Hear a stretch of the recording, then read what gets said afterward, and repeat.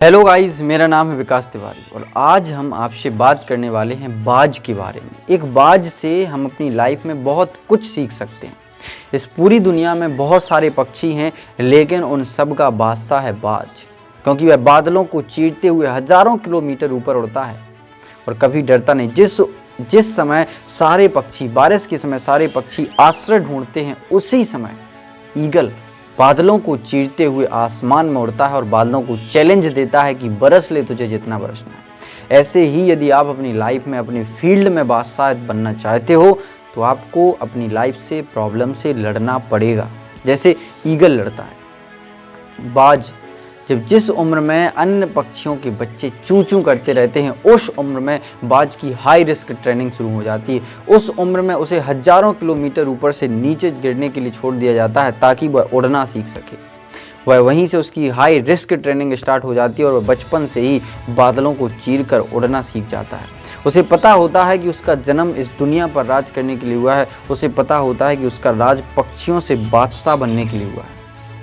ऐसे ऐसे एक ईगल की उम्र 70 वर्ष होती है और जब वह 40 वर्ष का हो जाता है तब उसकी लाइफ में उसकी एक ऐसी परेशानी आती है जो उसके मौत बनकर उसके सामने आ जाती है।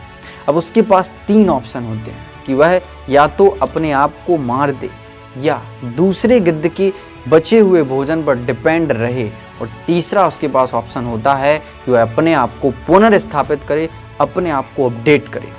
बाज हमेशा तीसरा रास्ता चुनता है और अपने एरिया के सबसे ऊंची चोटी पर जाता है और अपनी चोंच को उस पत्थर पर रगड़ रगड़ के तोड़ डालता है, लहूलुहान हो जाता है और फिर इंतजार करता है एक नई चोंच के आने का।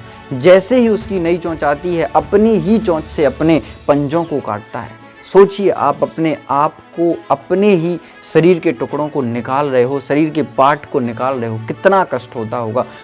ब्लड निकलता, लहूलुहान हो जाता, लेकिन अपने पंजों को तोड़ डालता है। फिर इंतजार करता है कि नए पंजे कब आएंगे। जैसे ही नए पंजे आते हैं, अपने पंजों से अपने पंखों को फाड़ देता है, तोड़ देता है।